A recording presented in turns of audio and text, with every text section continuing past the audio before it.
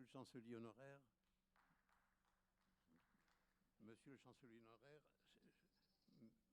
chers amis, monsieur et madame, pourquoi ce cycle de conférences consacré à l'histoire de l'art en France au XVIIe siècle? Pour une raison très simple, pour deux raisons en vérité. La première, c'est qu'évidemment, c'est une discipline peu connue. L'histoire de l'art en France est une négligée de l'enseignement. C'est une de mes grandes batailles lorsque j'étais en activité, d'essayer de convaincre... Est-ce qu'on m'entend ? De convaincre les autorités d'un tel enseignement. Et tout ce que nous pouvons faire pour que justement on prenne conscience de cette grande lacune doit être fait. Et c'est une des raisons qui m'a incité à solliciter à l'Institut ce cycle dont aujourd'hui vous avez la première conférence. Un cycle donc de 8 conférences consacrées à la peinture française et à l'art français du XVIIIe siècle. Et je précise tout de suite que la prochaine conférence, le 12 octobre, qui aura lieu bien sûr ici, sera consacrée à Levaux, c'est-à-dire à l'architecte qui a construit l'Institut, non pas le bâtiment dans lequel nous sommes, ça vous avez facilement compris, mais évidemment les bâtiments par lesquels vous êtes arrivés lorsque vous êtes venus ici. Donc ça, c'est la première raison. La seconde raison est liée plutôt à l'actualité. Un musée du grand siècle va être créé assez prochainement à Saint-Cloud, dans des bâtiments qui sont déjà affectés à ce projet.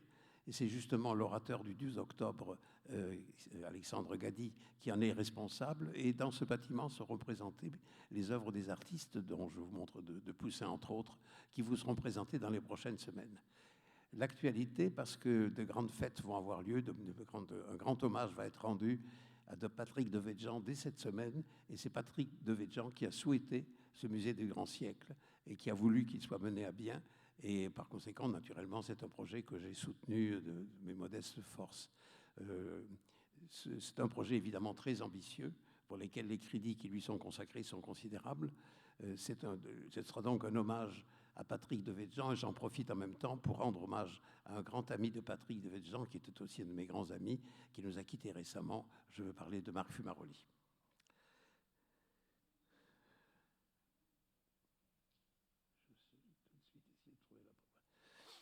Poussin, dont vous avez sous l'écran les magnifiques autoportraits conservés au Louvre, est un peintre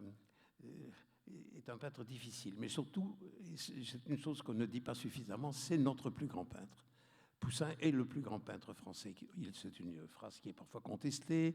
On parle de Cézanne, qui voulait faire du Poussin sur nature. Mais bon, Cézanne est un immense artiste, je n'en dirai jamais assez de bien.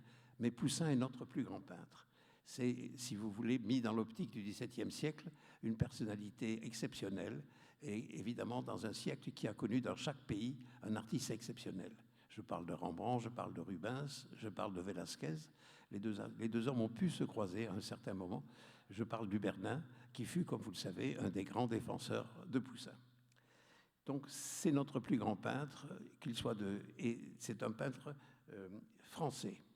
Si j'insiste tout de suite sur ce point, c'est que longtemps, l'érudition anglo-saxonne surtout a voulu voir en Poussin un peintre italien. Et en effet, comme vous le verrez tout à l'heure, Poussin a passé l'essentiel de sa vie à Rome. Il a été à Rome, heureux à Rome. Il a été beaucoup plus heureux à Rome qu'à Paris.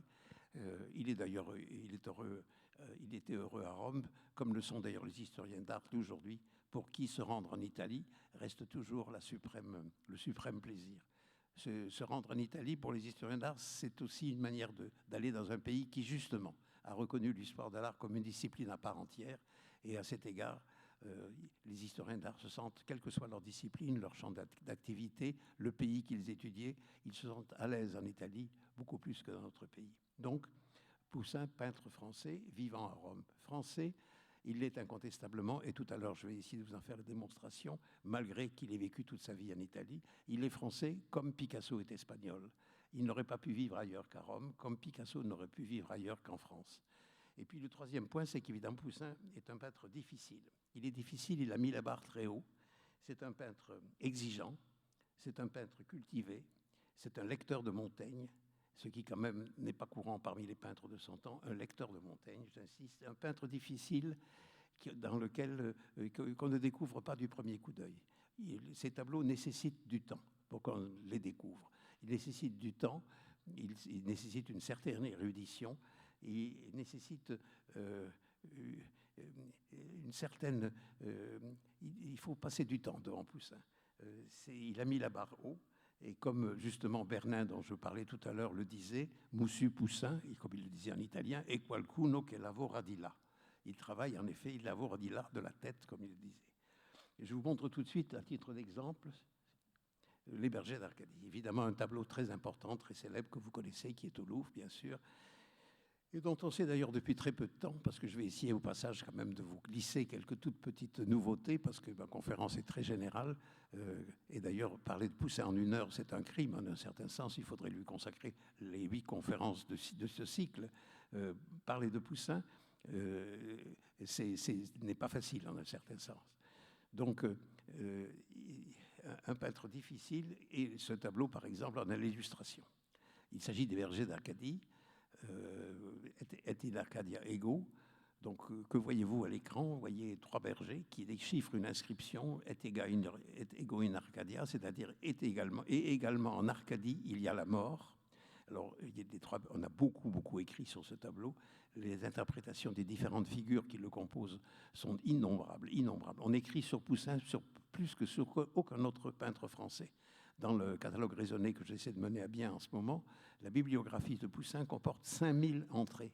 Et chaque semaine, je dis bien chaque semaine, et c'est vrai pour la semaine dernière, chaque semaine m'arrivent de nouveaux textes sur Poussin. Autant le peintre est difficile, autant il a mis la barre haute, autant les historiens d'art se passionnent pour lui et se sont toujours passionnés pour lui. Poussin a 2 publics, en vérité, 2 publics qui comptent énormément. D'une part, les historiens d'art, quelle que soit leur discipline, tous les historiens d'art mettent Poussin toujours très haut. Pourquoi? Parce qu'il a évidemment réussi quelque chose que peu d'artistes arrivent à faire, c'est-à-dire peindre des idées. Il a un autre public, et c'est vrai aujourd'hui comme hier, c'est le public des artistes. Poussin passionne les artistes. Il est copié par les artistes de tous les pays. Encore aujourd'hui, Jeff Koons est un admirateur forcené de Poussin, il le collectionne. Et donc les artistes eux-mêmes sont sensibles à ce monde tout particulier qui est celui de Poussin. Donc les bergers d'Arcadie, vous voyez les 3 bergers qui déchiffrent l'inscription, et même en Arcadie, il y a la mort. Donc l'un est en train de déchiffrer, il n'a pas encore compris exactement ce qui se trame. Le second réfléchit, celui sur la gauche réfléchit, et le troisième pointe le doigt sur l'inscription qu'il montre à sa compagne. Cette compagne, elle a été interprétée, je dirais que l'identification de cette compagne, au moins 30 propositions ont été faites. Ce qu'on a remarqué relativement récemment, et quand même c'est incroyable qu'il ait fallu tant de temps pour le voir, on ne le voit pas très bien sur l'écran, mais je crois que vous le voyez mieux, vous, que moi, sur mon petit écran présent. C'est que le berger... Comment qu'est-ce qui se passe?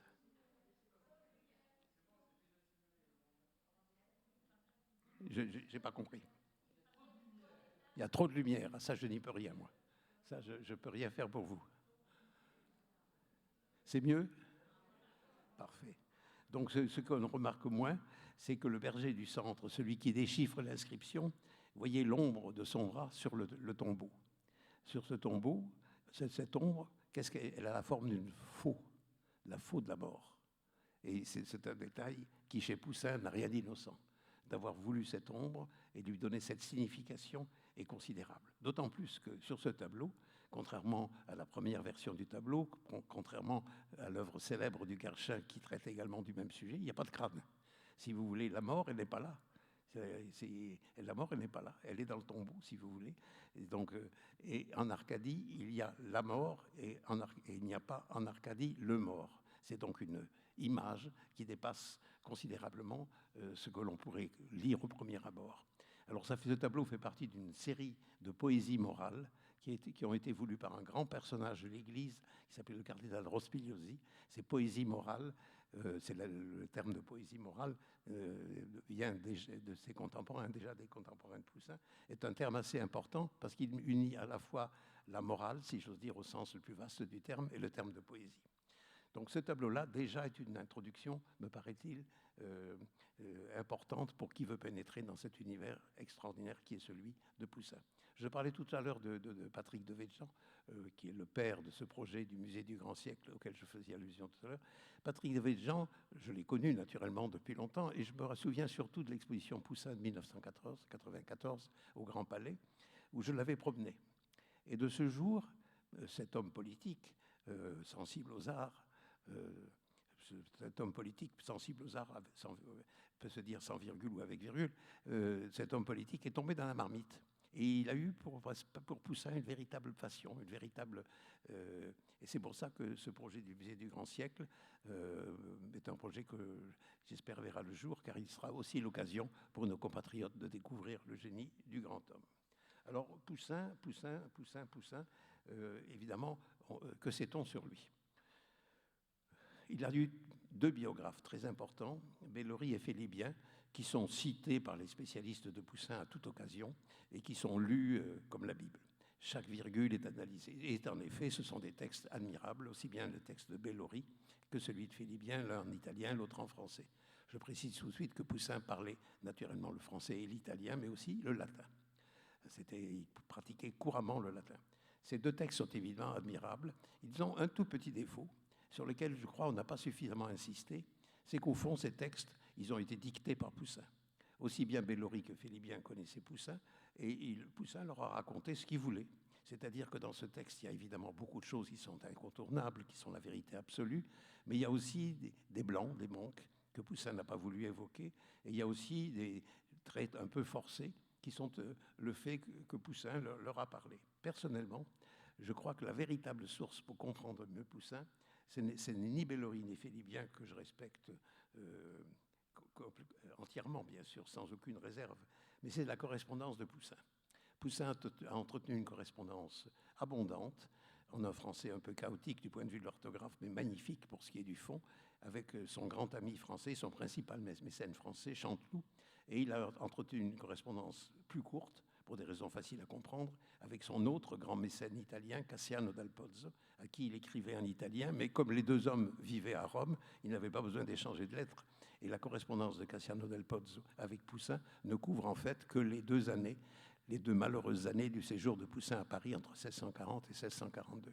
Ce sont dans cette correspondance, dont malheureusement une grande partie nous est perdue, et il a entretenu des correspondances avec d'autres de ces grands mécènes français et italiens que nous ne connaissons hélas plus. C'est dans cette correspondance que Poussin apparaît le mieux, qu'on le comprend le mieux, qu'on le voit le mieux.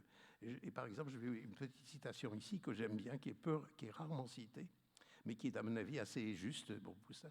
C'est Poussin qui parle. « Mon naturel me contraint de chercher et aimer les choses bien ordonnées, fuyant la confusion qui m'est aussi contraire et ennemi, comme est la lumière aux obscures ténèbres. » C'est une citation toute simple, mais où Poussin a vraiment voulu dire ce qu'il était. Je veux dire, quelqu'un qui cherche les choses ordonnées. Et c'est vrai que, comme il a lui-même dit, je n'ai rien laissé au hasard, dans Poussin, tout est précisément indiqué. Je crois que la citation qui est peu citée, qui est peu mentionnée, est importante.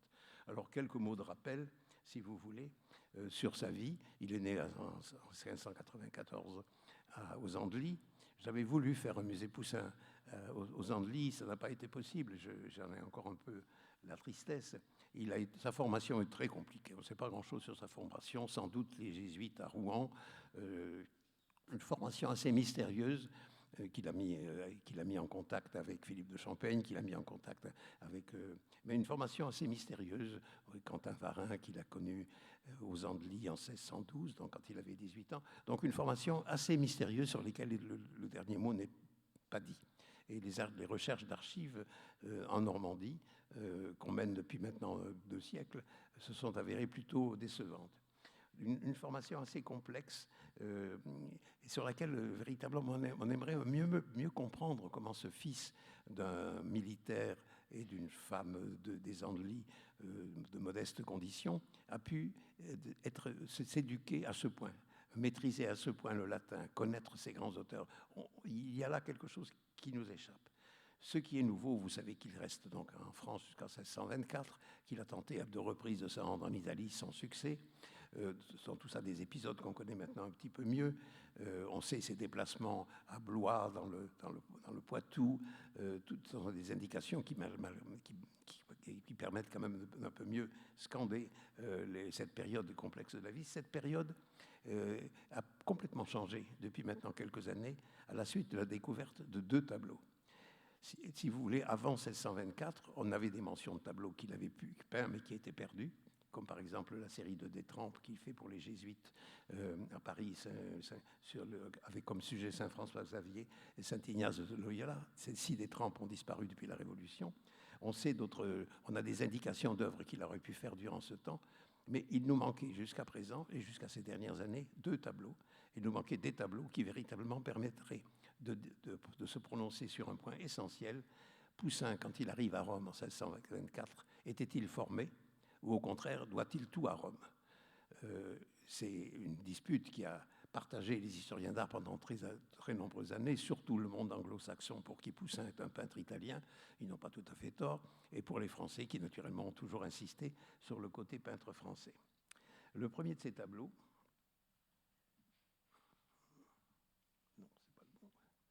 c'est un tableau extraordinaire qui représente la mort de Chioné, qui a été acquis par le musée de Lyon il y a quelques années. L'histoire est tragique. C'est naturellement Ovide qui est une des grandes sources d'inspiration de Poussin. Poussin lit beaucoup et Ovide fait partie des textes qu'il lit. Poussin est un lecteur attentif et qui lit lentement. On se rend compte que de même qu'il peint lentement, il lit lentement. C'est-à-dire qu'il essaie de comprendre en lisant ce que ça veut dire. Alors là, l'histoire est tragique. Cette belle Chioné que vous voyez au sol se prétendait plus belle que Vénus. Et Vénus est évidemment un peu jalouse. Et du coup, elle lui tire dans la langue une flèche mortelle. Et là, vous voyez donc... et alors le père et ses enfants entourent le père. Il y a à l'arrière-plan un autre partenaire de l'histoire qui est transformé en oiseau. Et c'est un tableau qui se passe de nuit. Alors, c'est un tableau qui a une histoire assez curieuse. Nous le connaissions, plusieurs d'entre nous, depuis déjà, disons, 30 ans. Et nous pensions qu'il pouvait être de Poussin. Mais naturellement, un tableau comme celui-là, dire que c'était de Poussin était plutôt audacieux, et même un peu plus qu'audacieux, un peu téméraire, et ne reposait en fait sur rien, simplement sur une intuition et sur un dessin de sujets comparables conservés dans les collections de la Reine.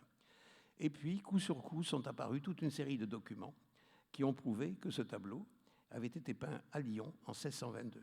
Et des documents qui ont prouvé également que le premier mécène de Poussin était un certain Reynon, qui était un soyeux lyonnais, lyonnais bien sûr, mais d'origine milanaise, une famille de soyeux très, très fortunés. On connaissait les Reynon parce que 2 des tableaux du Louvre, 2 des 40 Poussins du Louvre, provenaient aussi de la collection des Reynon. Je dis les Reynon parce qu'il y a le père, il y a le fils et le petit-fils, et quand je fais allusion au père et au fils, c'est qu'on ne sait pas très bien lequel des deux a véritablement eu une passion pour Poussin. En tout cas, en 1622, et là il s'agit du vieux Reynon, Poussin est admiré par eux et soutenu par eux,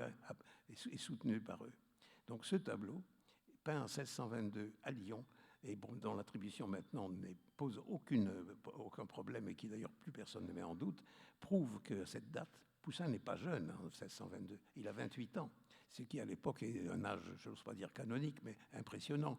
Et Poussin n'est pas jeune, mais peint un chef-d'œuvre, un tableau d'un sujet tragique, avec tout ce qu'il faut de romantisme, pour utiliser un mot que je n'aime pas utiliser, avec cette atmosphère crépusculaire ou lunaire, cette drôle d'atmosphère, et en même temps cet épisode tragique de cette belle Chioné allongée au sol, toute nue, et qui est en train d'expirer sous nos yeux avec ce beau mouvement des bras et sur son beau corps nu. C'est, si vous voulez, ce tableau-là qui, en un certain sens, a clos le débat sur Poussin, arrivé déjà peintre avant 1624. Et le second tableau, sur lequel qu'on a longtemps cherché, c'est la mort de la Vierge, qui le Poussin peint en 1624 pour Notre-Dame de Paris. C'est un tableau qu'on connaît par les textes anciens depuis toujours. Il avait disparu parce que sous la Révolution envoyé en Belgique et retrouvé miraculeusement il y a quelques années par un érudit belge, Pierre-Yves Kéris, dans l'église de Sterbeek, comme vous le voyez écrit, à l'église Saint-Pancras, Sterbeek, et tout près de l'aéroport de Bruxelles. C'est un tableau qui représente la mort de la Vierge, qui montre que Poussin connaissait déjà par le biais de la gravure, la peinture romaine de l'époque, qu'il peint pour l'évêque de Gondi, qui était le futur cardinal de Paris, le premier, et pour Notre-Dame. Et c'est un tableau que vous avez pu voir récemment à l'exposition Poussin et Dieu. C'est un tableau qui n'est pas tout à fait heureux, si vous voulez. On sent qu'il est en médiocre état, qu'il a eu du mal à composer sa composition, qu'il n'y a pas, au fond, la force dramatique qu'il y a dans la mort de Chioné que je vous ai présenté précédemment. C'est un tableau important, de grande dimension. La grande dimension n'est pas le fort de Poussin. Poussin est un peintre de format moyen, ce qu'on appelait les tela imperatore. Et je vous montrerai plusieurs grands tableaux que je vais essayer de réhabiliter à vos yeux tout à l'heure. Mais le tableau a ceci d'important, c'est qu'il est à Notre-Dame. Et que pour recevoir une commande pour Notre-Dame, il faut déjà être un peintre célèbre. Et ce qui est le plus intéressant aussi, c'est que ce tableau, en 1624, a sans doute été vu par ses principaux mécènes italiens. En 1624, il y a une querelle compliquée entre la papauté essaie de régler entre la France et l'Espagne à propos de ce qu'on appelle la Valteline, la guerre de la Valteline. Et Richelieu, pour concilier les deux parties, le pape, enfin ce n'est pas encore tout à fait Urbain VIII, c'est Urbain VIII déjà, le grand pape francophile, envoie en mission à Paris, puis en Espagne, son frère, le cardinal Francesco Barberini, les Cassiano del Pozzo, je vous ai parlé de l'un d'entre eux tout à l'heure, Sacchetti, c'est-à-dire quelques-uns des grands mécènes de Poussin du futur. Et je suis convaincu qu'ils ont vu ce tableau à Notre-Dame et que dans le désert de la peinture française de ces années-là, j'espère qu'il n'y a pas dans l'audience quelques défenseurs de la peinture française de la première décennie du XVIIe siècle, mais enfin, le mot désert est peut-être un peu fort, mais ce n'est pas un grand moment de la peinture française. Ils ont remarqué le tableau et qu'ils ont, dès cette époque, dès 24, dès Paris, eu le sentiment qu'ils avaient avec Poussin un artiste intéressant. Ils étaient aidés, en l'occurrence, par un personnage essentiel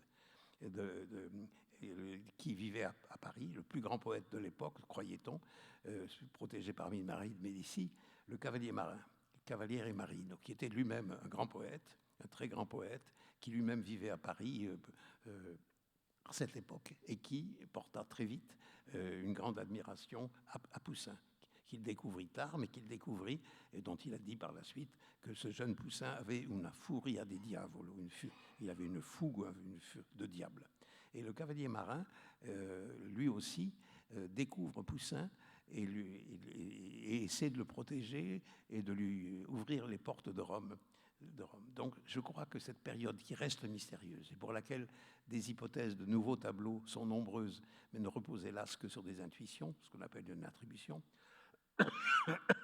je crois que ce Poussin-là, il est maintenant moins mystérieux et que ses premières années commencent à prendre un peu forme et qu'on voit se distinguer parmi toutes ces, on voit se distinguer une personnalité un peu qui n'a pas trouvé son chemin. C'est clair que Rome lui ouvrira les yeux, mais une personnalité très forte d'un artiste qui avait des choses à dire, qui ne sait pas encore très bien comment les dire, et il lui faudra le choc de l'Antiquité, le choc de Raphaël, pour que véritablement il s'affirme comme le grand géant de la peinture qu'il a été.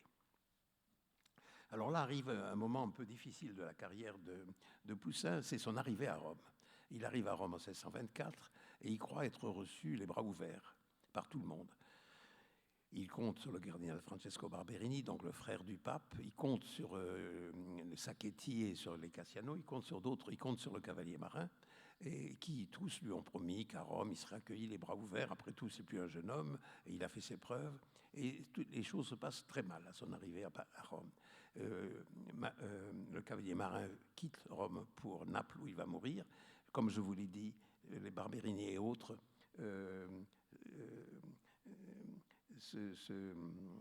ne sont pas là. Donc il arrive et il a quelques années difficiles. Je suis convaincu que le récit que nous font de ces années difficiles, aussi bien Bellori que Félibien, sont un petit peu écrits sous la plume, sous la dictée de Poussin, qui évidemment a un petit peu noirci la médaille. Il a fait un récit qui, à mon avis, manque un peu d'objectivité, mais il a bien voulu, c'était normal que sa vie sur laquelle il a été très discret. Poussin est un homme extrêmement discret. On ne sait rien sur lui, en vérité, de sa vie personnelle durant ces années romaines. Il vivait certainement d'une manière très solitaire. Il se marie en 1630 avec Anne du Guet, mais un ménage qui semble avoir été heureux. Avec ce petit point supplémentaire, ils n'ont pas eu d'enfants, ce qui à cette époque est quand même assez rare, mais qui a naturellement été lié à cette fameuse maladie que Poussin aurait eue soit en 1625, soit en 1629. Les spécialistes se divisent sur ce point, sans doute une syphilis, mais dont il ne s'est pas débarrassé durant toute sa vie. J'ai dit sans doute une syphilis un peu vite, parce que les recherches actuelles sont très peu claires sur la maladie que Poussin a traînée jusqu'à sa mort. Donc il arrive à Rome et les choses ne se passent pas très bien. C'est-à-dire qu'au lieu d'être accueilli les bras ouverts, il a quelques années difficiles. Quelques années difficiles, peu d'ailleurs, puisque assez vite, je vous montre là un tableau qu'il peint sans doute tout de suite à son arrivée à Rome. C'est une des trois victoires, c'est des tableaux bibliques, bien sûr. Là, il s'agit de la victoire de Gédéon sur les Madianites. Ce sont des tableaux très chargés, avec beaucoup de personnages. C'est un tableau qui a été découvert il y a déjà maintenant une quarantaine d'années, mais c'est un tableau assez étonnant, un tableau d'une virtuosité extraordinaire. Quand on le voit dans le détail, chaque figure est étudiée. C'est un tableau très violent.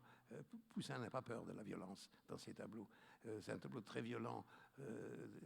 C'est dramatique, là aussi un nocturne.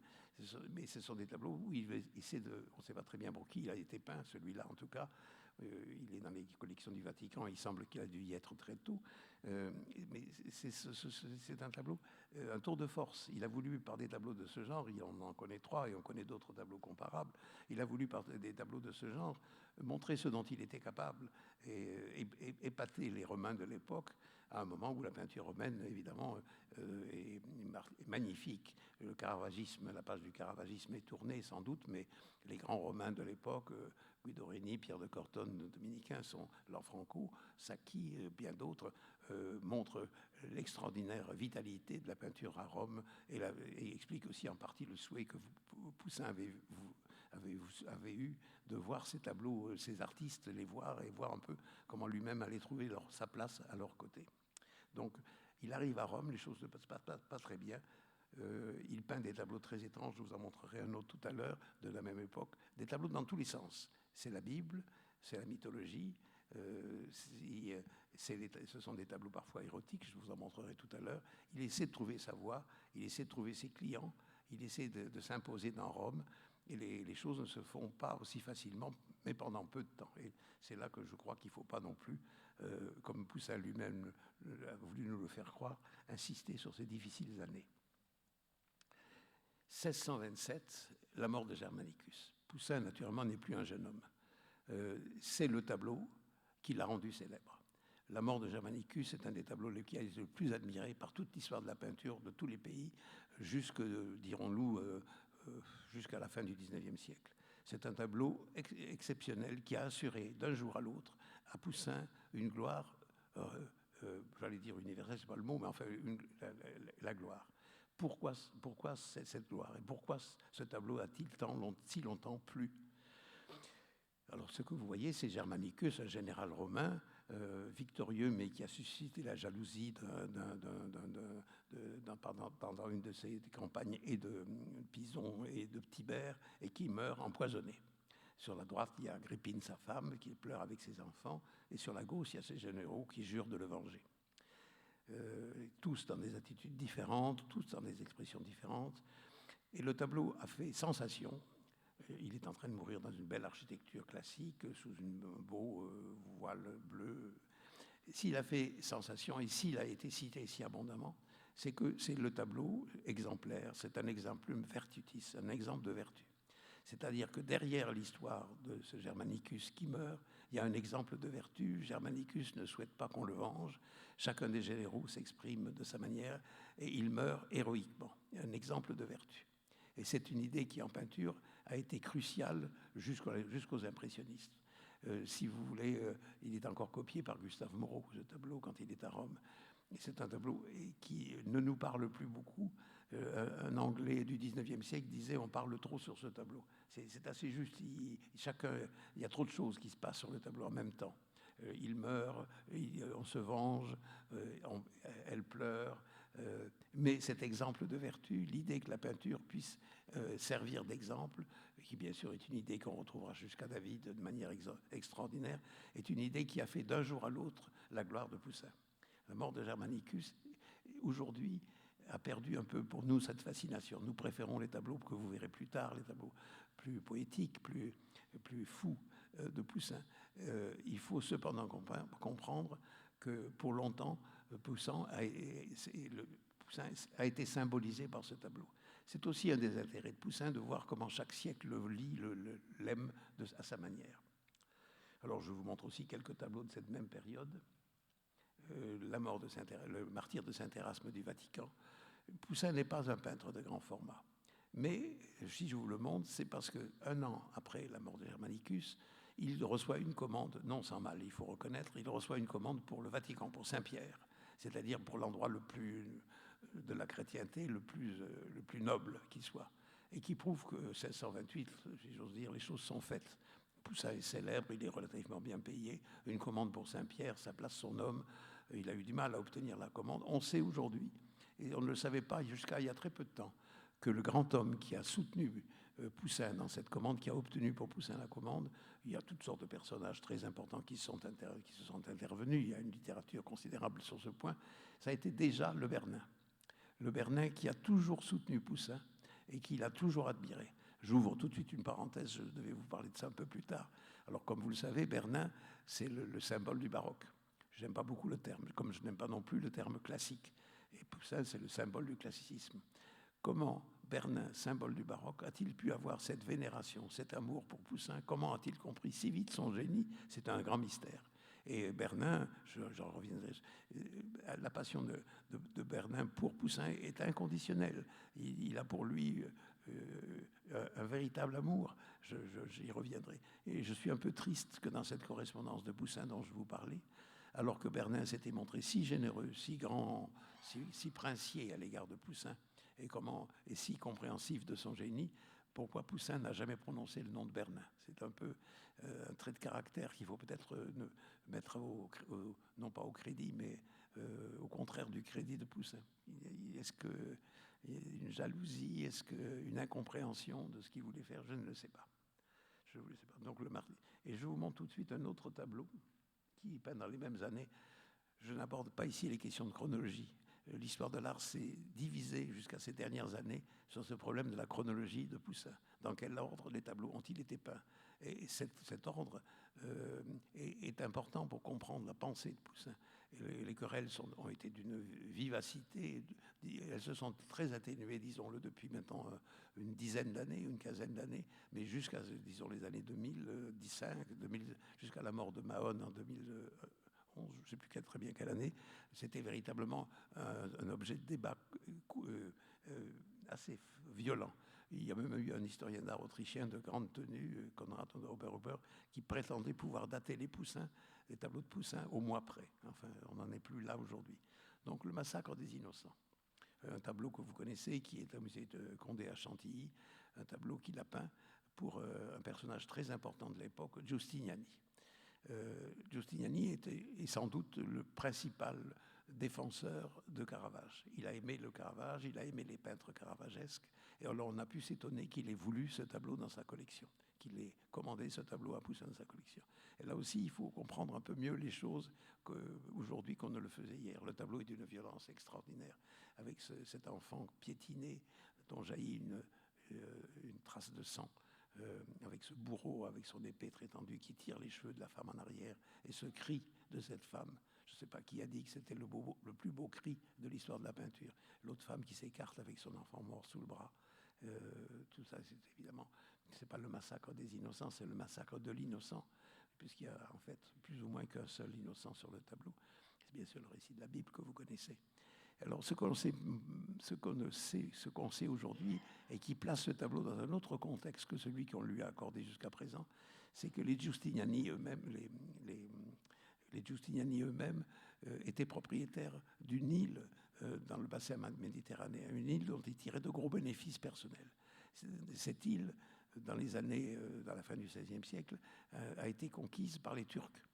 Et au passage, les Turcs ont voulu convertir les habitants de l'île à l'islam, par des méthodes très violentes, en mettant des pointes sous les ongles des enfants pour que les ongles se redressent et qu'on puisse dire qu'ils étaient convertis. Et que parmi les victimes, les innombrables victimes de cette occupation de l'île par les Turcs, il y avait des Giustiniani en grand nombre, puisqu'ils étaient propriétaires de l'île.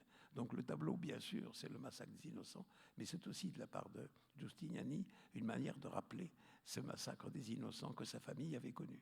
Donc vous voyez, il y a toujours quand même chez Poussin à la fois le souci de l'histoire de la Bible au sens le plus impressionnant du thème, cette espèce de grande statue avec ces grands cris qui en sortent, et en même temps un soin de la réalité qu'il y a toujours une histoire qu'il ne faut pas négliger et qui place quand même les tableaux de Poussin dans leur temps.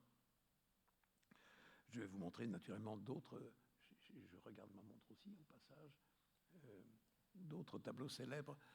Je vous montre la peste d'Asdod, un tableau qui n'a jamais, qui est très aimé. C'est le récit biblique évidemment de cette peste qui frappe les Hébreux. Et vous voyez d'ailleurs les rats qui courent au premier plan à gauche du tableau, les rats qui courent, ces rats dont on s'est toujours demandé comment Poussin avait fait le lien avec la peste. En fait, au XVIIe siècle, on avait déjà fait le lien entre les rats et la peste. Ces gens qui se bouchent leur nez, le bébé sur la poitrine de sa mère. Ce qui est intéressant dans ce tableau, d'une très grande violence, d'une très grande qui est fait pour faire peur, c'est qu'il a appartenu à un personnage très étonnant, dont j'aurais voulu vous parler plus long, mais je ne le ferai pas, qui était Fabrizio Valguarnera. Valguarnera était un escroc sicilien qui avait volé quelques diamants en Espagne. Et il essayait d'échanger ces diamants contre des tableaux. Qu'il aimait la peinture. Et il y a eu ce procès célèbre où Poussin participe, 1631, où justement on nous raconte tout ça. Mais ce qui est intéressant, c'est que ce même Valguarnera, qui achète la peste d'Asdod que vous avez sur l'écran, il a aussi commandé, cette fois-ci commandé, cet extraordinaire tableau qui maintenant est conservé, comme vous le voyez, à Dresde, qui est l'Empire de Flore, la même année, ou plus ou moins la même année, vraiment très près. L'Empire de Flore, c'est le miracle des fleurs.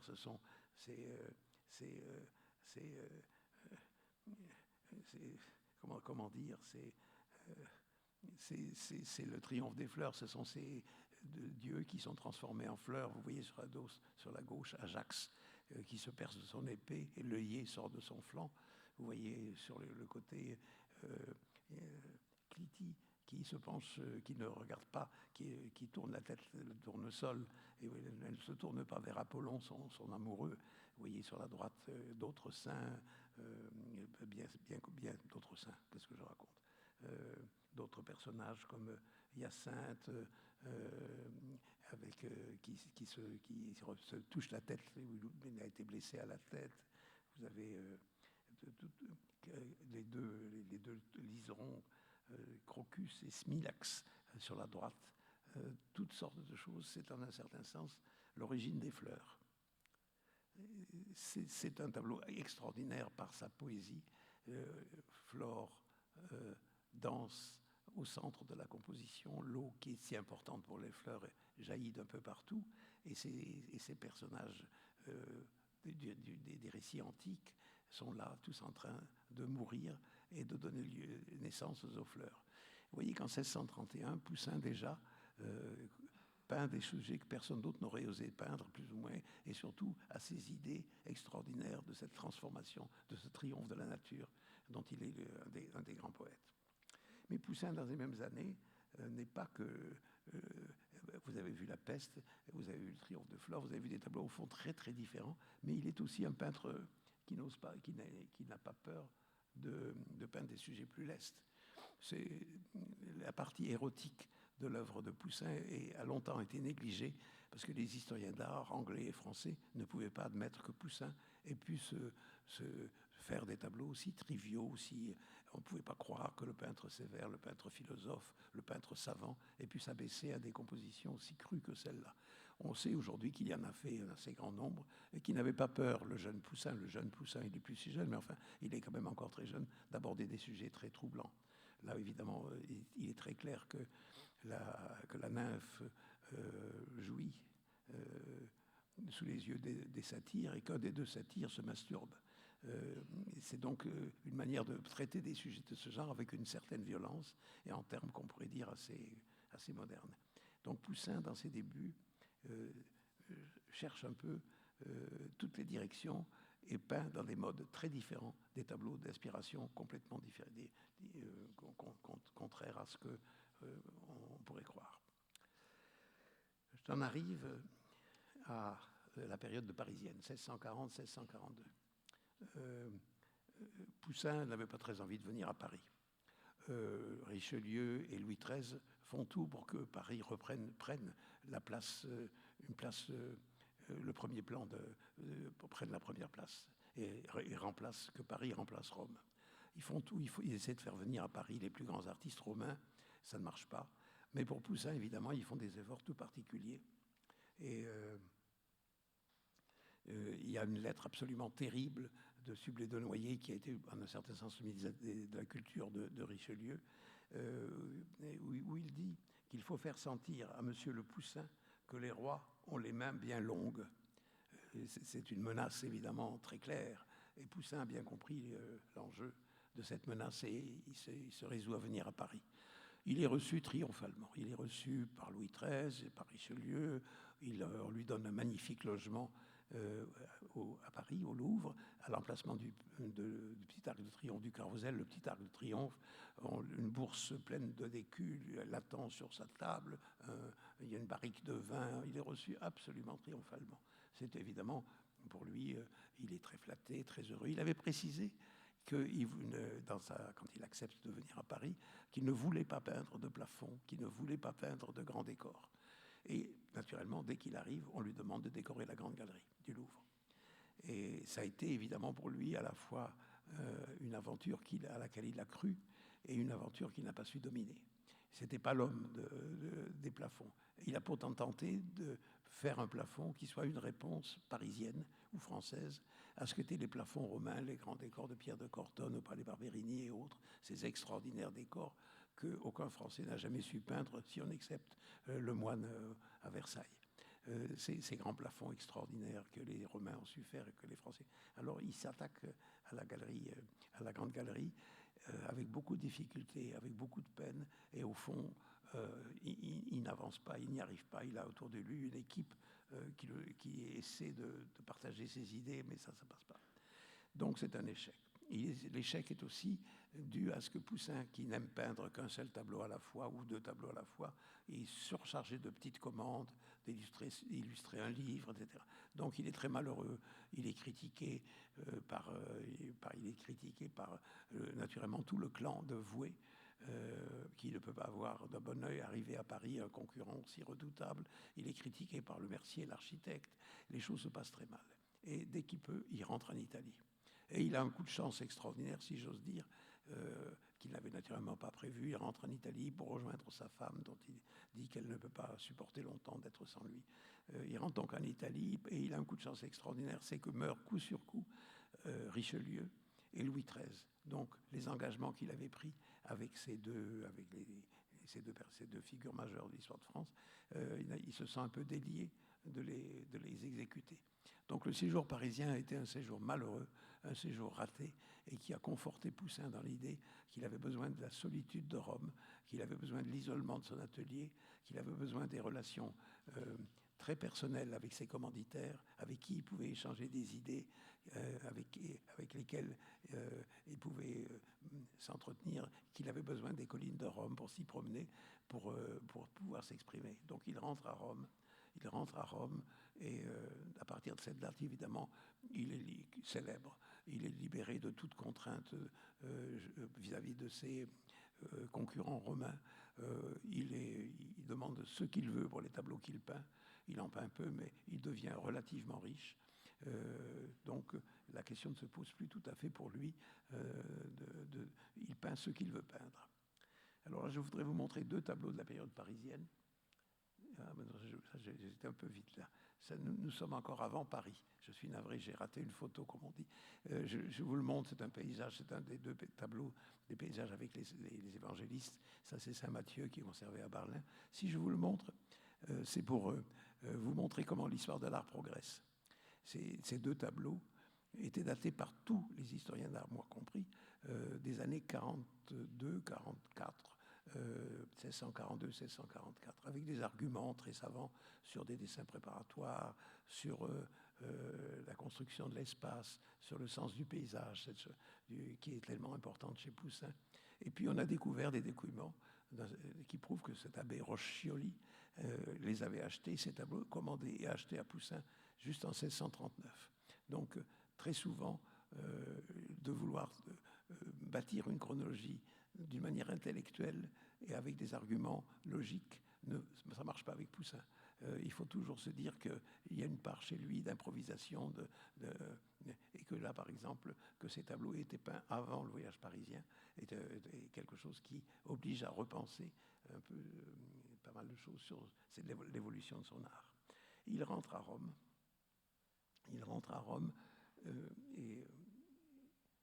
Mais avant, il a peint à Paris 2 grands tableaux, l'un commandé par Sublé Desnoyers et l'autre par Louis XIII, qui sont des tableaux très difficiles à défendre et que personnellement j'aime beaucoup, malgré l'austérité des sujets, malgré la taille, qui sont des tableaux qu'on regarde difficilement aujourd'hui, bien que les poussinistes commencent à les admirer profondément. Le premier que vous avez sous l'écran, vous avez la légende avec vous, Saint François Xavier rappelant à la vie la fille d'un habitant de Kagoshima au Japon. Donc Saint François se passe au Japon. Mais vous voyez, ce qui est extraordinaire dans ce tableau, c'est que toute l'histoire, il y a plusieurs histoires sur le tableau en même temps. L'unité du temps, si importante au XVIIe siècle, est complètement brisée. Il y a plusieurs épisodes. Il y a ceux qui regardent le Christ, il y a ceux qui se penchent sur la malheureuse qui va être rappelée à la vie par Saint François Xavier. Il y a donc plusieurs épisodes qui sont tassés dans une seule composition. Et que malgré tout, ces plusieurs épisodes font une image de quelque chose qui s'étend dans le temps et qui, chez un écrivain, occupe plusieurs pages, et chez les peintres en général, est très difficile à peindre, résumer une histoire en une seule image, une histoire qui se déploie dans le temps. Et l'autre tableau qu'il peint à Paris, encore un tableau très peu aimé, et la diapositive n'est pas géniale, l'Institution d'Eucharistie, donc commandée par Louis XIII pour la chapelle royale de Saint-Germain-en-Laye. Un tableau, là aussi, d'un sujet très banal, complètement renouvelé par Poussin. Mais j'en viens tout de suite à Rome. Il avait peint pour Cassiano dal Pozzo, avant son voyage à Paris, les sacrements, les 7 sacrements de la vie du Christ. Et Chanteloup, jaloux de Cassiano, commande à Poussin une autre série de ces 7 sacrements. Et sans doute, ceux qui ont pu voir l'exposition Poussin de 1994 se souviennent des 2 séries mis côte à côte et qui montraient l'extraordinaire ambition du peintre de replacer ces épisodes bibliques dans la Rome des catacombes et comment il avait su résoudre les problèmes que cela posait. Je vous montre un seul des épisodes, le baptême du Christ, qui est peint en 1646. Les 7 tableaux sont, comme vous le voyez là aussi, à Édimbourg, visibles à Édimbourg. Ce sont des tableaux très difficiles, où chaque fois, dans chaque tableau, il y a une expérimentation nouvelle d'un thème, avec toutes sortes d'allusions au monde de l'Ancien Testament, qui font que de ces tableaux des œuvres qui, sur photo, sont décevantes et qui, en réalité, sont tout à fait extraordinaires. J'avance un peu dans le temps parce que je vois que le temps, en effet, me poursuit. Ça, je vous le montre, on sait un peu comment Poussin travaillait, on sait un petit peu comment les choses avançaient pour lui. Je vous lirai tout à l'heure une ou 2 citations qui montrent un peu sa méthode de travail, mais il utilisait sans doute aussi une boîte dans laquelle il plaçait ses personnages et qui lui permettait de les placer dans l'espace et en même temps de leur donner, de composer sa composition. Quelques tableaux de cette période avant ma conclusion. C'est un tableau que personnellement j'admire beaucoup, c'est Eliezer représentant l'histoire, vous la connaissez. Abraham souhaitait trouver à son fils Isaac une épouse. Il fallait aller la chercher en Chaldée. Et il envoie son serviteur Eliezer, vous le voyez en centre de la composition, à la recherche de cette épouse, de cette fiancée. Eliezer est très embêté, il demande conseil à Dieu, et Dieu lui dit, la première qui offrira à boire à tes chameaux, ce sera elle qui sera la future épouse d'Isaac. Alors vous la voyez, il lui a annoncé la chose, et elle est un peu surprise, elle porte la main à la poitrine, il lui offre des bijoux, les bijoux de fiançailles, et les petites camarades qui étaient avec elle au puits sont étonnées. Il y a celle qui, du coup, laisse couler l'eau, le vase déborde. Vous voyez, elles sont là toutes surprises, étonnées, émerveillées, jalouses, tout autour de cet épisode extraordinaire de la Providence, l'idée de la Providence qui frappe cette malheureuse Rebecca qui ne s'attendait pas du tout à ça. J'aime beaucoup personnellement la seule figure du tableau qui nous regarde, celle du fond qui tient une cruche sur la tête. Vous pouvez compter le nombre de cruches, vous serez étonné, il y en a un grand nombre. Celle qui tient une cruche sur la tête et qui nous regarde pour nous dire, eh bien voilà comment ça se passe. Ça, c'est le Poussin tout à fait exceptionnel qui sait raconter des histoires. Il grande favoleggiatore, comme disait Berdin, le grand raconteur d'histoire. Et là, vous voyez, cet épisode biblique, il nous le raconte d'une manière toute simple, mais parfaitement émouvante et très convaincante. Le miracle, la providence, des idées très dans l'esprit de Poussin. Alors, quelques photos également de tableaux tout à fait différents. Ça, c'est un tableau je ne vous dis pas au passage, j'aurais dû le faire, quels sont les commanditaires de ces tableaux. Ce tableau-là, par exemple, comme le précédent, c'est Pointel qui le commande. Il avait deux grands mécènes parisiens, outre Chanteloup, qui étaient Pointel et Cerisier, qui se disputaient ces tableaux et qui étaient des inconditionnels de Poussin, comme je le suis moi-même, et qui se disputaient les tableaux et qui se jalousaient les uns les autres chaque fois que l'un recevait un tableau qu'il trouvait moins beau ou plus beau que celui qu'il avait déjà reçu. Et là, vous voyez, c'est Poussin et la nature. Poussin n'est pas un paysagiste, c'est un peintre de la nature. C'est la nature avec ses cycles, avec le calme, sa poésie, la nature dans son côté éternel et non pas dans son côté pittoresque. Et vous verrez que d'autres tableaux de tout à l'heure qui... là, on commence à voir ces tableaux très curieux, très étranges, qui sont très surprenants. Je vous ai montré le paysage avec Polyphème à l'écran pour une raison un peu personnelle, qui est tout simplement un des rares tableaux de Poussin qu'on n'a pas vu depuis très longtemps. L'Ermitage qui le conserve, pour des questions de fragilité, ne le prête pas. C'est donc un des chefs-d'œuvre de Poussin qu'il faut aller voir, si j'ose dire, sur place, c'est-à-dire à l'Ermitage. Et alors là, c'est toujours ces grandes images très curieuses. Ce chef-d'œuvre du Metropolitan, c'est Orion qui marche, le géant Orion qui marche dans la nature, et que le soleil et les rayons du soleil, guidés, vous voyez, les rayons du soleil doivent lui rendre la vie. L'interprétation si vous voulez, quand je vous ai montré tout à l'heure les bergers d'Arcadie, j'aurais dû mentionner Panofsky, qui a consacré au tableau un essai que les iconologues ou les iconographes considèrent plus ou moins comme l'équivalent de la Bible. Pour l'Orion, il y a l'équivalent dans un texte de Gombrich, et ceux qui auront la patience à attendre 2023, la parution du catalogue raisonné de Poussin, trouveront que cette interprétation du sujet n'est pas certaine et qu'un grand érudit allemand de Poussin, qui vient de disparaître, Willibald Saalender, propose une autre interprétation, mais il vous faudra attendre 1 ou 2 ans pour la découvrir. Enfin, l'image est extraordinaire et explique aussi la passion que tout le monde du surréalisme a pu porter à Poussin, cette espèce de grand géant qui déambule dans cette nature exceptionnelle. Autre tableau tout à fait nouveau. Non.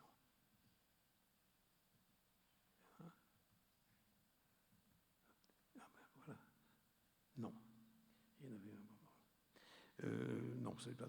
Mais si vous voulez, je vous montre aussi tout de suite. Nous sommes tout à fait à la fin de la vie de Poussin, 1660-1664, une des 4 saisons de Poussin.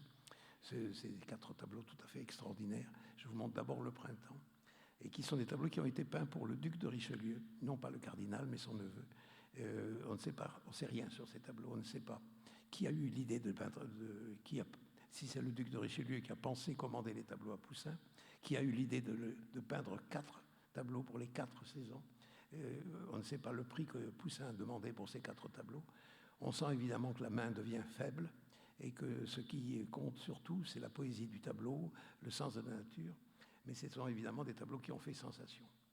Je suis là ils arrivent à Paris juste au moment de la mort de Poussin et se réunissent autour des 4 saisons, donc les principaux spécialistes de Poussin. Et pour Bourdon, c'est celui-là qui est le plus beau, alors que Passard, dont je vous ai montré un tableau qui lui appartenait, c'est-à-dire l'Orion, et un collectionneur de l'époque qui aimait les paysages, préfère naturellement l'été. Et c'est l'hiver sur lequel nous reviendrons, qui plaît surtout à Brienne et à Lebrun. Ces 4 saisons, je vous les montre un peu je vous en montre 2, un peu en désordre, parce que je crois qu'elles montrent bien l'extraordinaire étrangeté de Poussin, comme est encore plus étrange l'Annonciation de la National Gallery, peinte en 1657, on ne sait pas pour qui, un tableau extraordinaire dans la mesure où l'Annonciation est un sujet évidemment que tous les peintres ont peint, mais jamais a-t-on peint la Vierge dans cette attitude, ses jambes croisées à l'orientale, jamais un ange avec ce grand geste, ce double geste, n'a été aussi explicite du phénomène.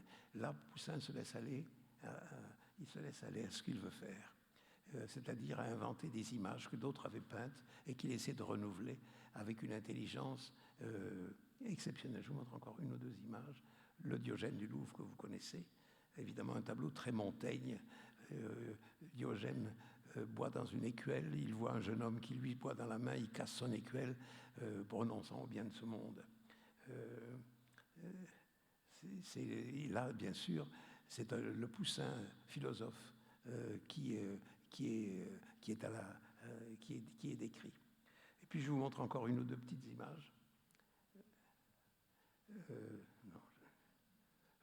Et surtout celle-ci, qui est évidemment le tableau le plus extraordinaire de Poussin, c'est l'hiver. Donc les 4 saisons, c'est le printemps, l'été, l'hiver, l'automne et l'hiver, les 4 âges de la vie de l'homme, de l'adolescence à la mort, les 4 saisons, bien sûr, et les cycles de la vie qui se renouvellent, et le tableau se conclut par ce déluge qui est évidemment la fin du monde. Et bien sûr, cette fin n'est pas tout à fait assurée puisqu'il y a une barque au fond qui donne un petit espoir, et il y a aussi des serpents sur le tableau qui, pour Poussin, sont des symboles au contraire de renaissance. Alors Poussin, c'est là-dessus que j'aimerais un petit peu conclure en vous présentant 2 nouvelles images.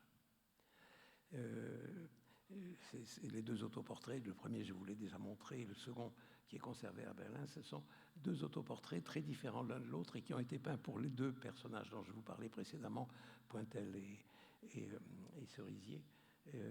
Il y en a un, évidemment, qui présente Poussin, l'artiste par excellence. C'est l'amitié qui est représentée sur le tableau. Poussin, par ce tableau et par les bras qui tiennent cette femme au second plan, veut dire l'amitié, elle est à Paris, elle est à Rome, et ce tableau est une manière de montrer mon amitié pour vous.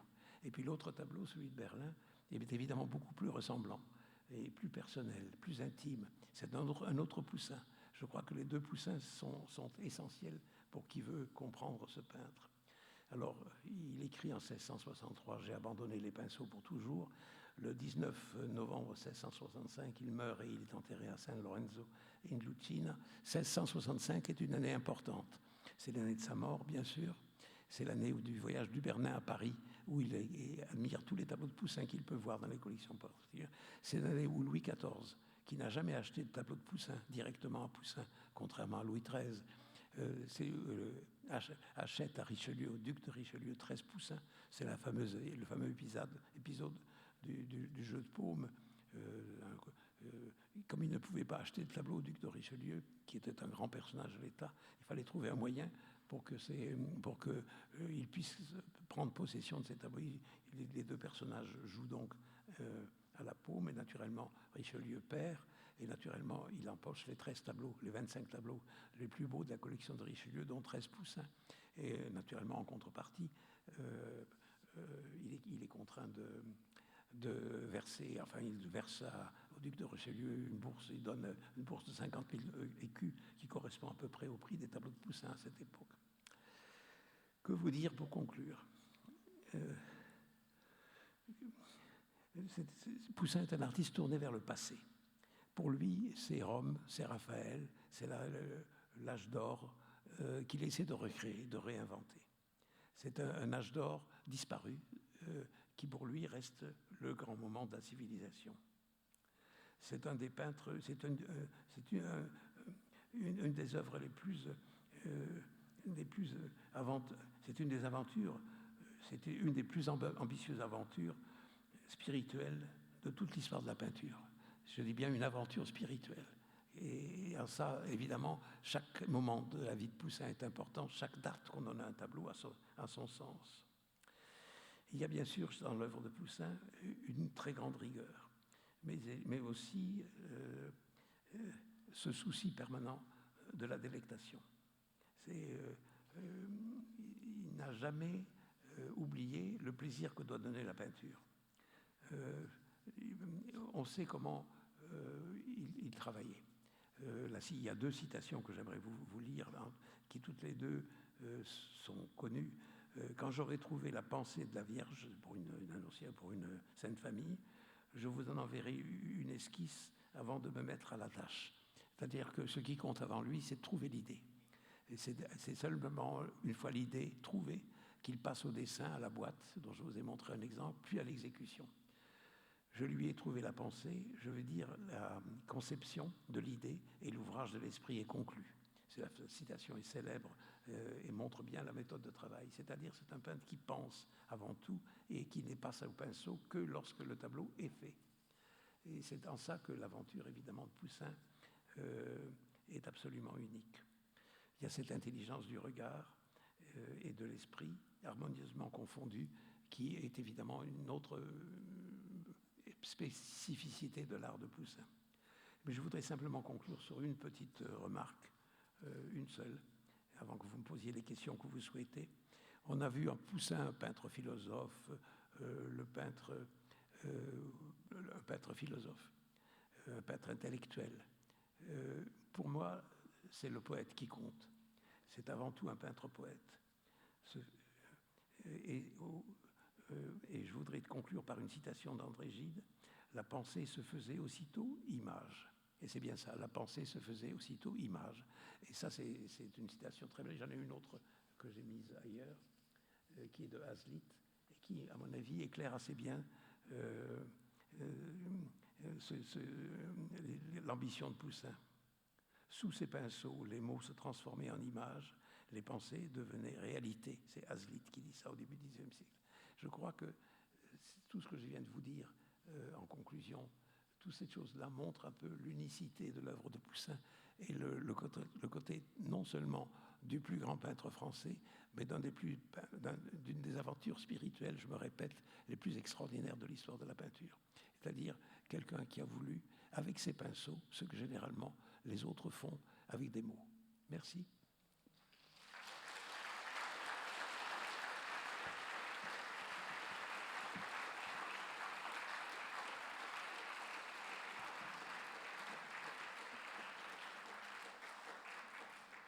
J'ai bien tenu mon heure, mais vous avez un quart d'heure pour me poser des questions, si vous avez des questions à me poser, et si je sais y répondre. Je ne sais pas comment ça se passe. Ah, j'aimerais bien le savoir. C'est une bonne question. C'est certain que Quentin Varin a joué un rôle. Il peint aux Andelys en 1612 des Poussins, des tableaux qui sont toujours dans les églises des Andelys et que Poussin a certainement vu. Alors Quentin Varin est un joli artiste qui a fait quelques vrais grands chefs-d'œuvre, notamment un tableau qui est au musée de Rennes, un autre qui est à l'église des Carmes, pas loin d'ici. Mais entre Quentin Varin et Poussin, il y a une énorme marge. Qu'est-ce qu'il a pu voir? On sait que les tableaux qu'il admirait le plus à Paris, c'était la scène de Pourbus qui est au Louvre. Donc Pourbus, un peintre du Nord, mais en fait, ses maîtres eux-mêmes, on n'en sait rien. On a parlé d'un passage dans l'atelier de Hell, ça s'est très mal passé. En fait, sa formation, on ne sait pas. C'est un peu court comme réponse, c'est un peu décevant, mais on a des pistes, si vous voulez, des idées. Mais comme je le disais, sans vouloir vexer les défenseurs de la peinture française du premier quart du XVIIe siècle, la situation n'était pas brillante dans ces années-là. Si Richelieu et Louis XIII tentent de faire venir à Paris les principaux artistes romains, c'est qu'ils ont bien conscience que ça ne va pas très fort. Il faudra attendre, évidemment, le renouveau qui viendra après le retour à Paris de Vouet, et puis Champaigne, et puis Stella, et puis l'autre grand artiste français du XVIIe siècle, qui est Latour, que bien des Français préfèrent à tort à Poussin, qui est un grand peintre, pour que les choses changent. Le passage du flambeau entre Rome et Paris se fera pas facilement. C'est toute la génération des grands écrivains et aussi la puissance militaire de la France qui feront le passage. Poussin a été un des témoins un témoin attentif. Il suit ce qui se passe en France avec grande attention. Il n'est pas favorable à Mazarin. Curieusement, lui qui est à Rome est très informé des crises politiques qu'il y a en France. Mais pour revenir à votre question, il nous manque les quelques documents qui permettraient de mieux comprendre en effet cette formation. Ceci dit, un grand artiste, le résumé à ses maîtres, c'est toujours c'est très réducteur, trop réducteur. Un grand artiste, évidemment, échappe très vite à ses maîtres. Oui. S'il vous plaît, dans les lieux de mémoire, je crois que Pierre Nora parle de Poussin comme le peintre du paysage. Ben, le mot paysage ne lui convient pas du tout. C'est la nature qui compte. Pierre Nora, j'aime beaucoup Pierre Nora, qui pourrait être parmi nous d'ailleurs, mais qui ne l'est pas, n'est pas historien d'art du tout. Et par conséquent, je ne suis pas surpris qu'il ait parlé de paysage. Je ne lui en veux pas, mais ce n'est pas le mot. Si vous voulez, les paysagistes de l'époque, que ce soit Millet, les frères Algrin, Patel, tout ce que vous voulez, c'est eux peignent le paysage qu'ils ont sous les yeux. Chez Poussin, peindre ce qu'on a sous les yeux, c'est pas son affaire. Il y a toujours la volonté qu'entre ce que l'on a sous les yeux et ce que l'on peint intervient le cerveau. Toujours. Il n'y a jamais la volonté de la réalité. Alors il y a des détails qu'on reproduit régulièrement pour montrer qu'il a su peindre des cruches, qu'il a su peindre... mais en vérité, il y a toujours l'interférence entre ce qu'on voit ou ce qu'il voit et ce qu'il peint de la tête, de l'esprit. Toujours. Donc le mot paysage est à bannir.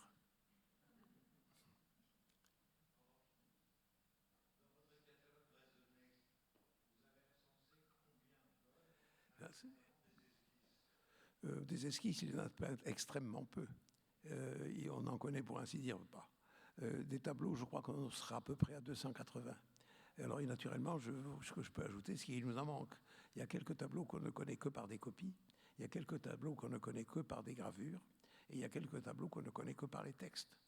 Et alors, quand on peut, dans un catalogue raisonné, remplacer la copie par l'original, la gravure par l'original et le texte par l'original, il n'y a rien de plus satisfaisant. Ça arrive malheureusement pas tous les jours.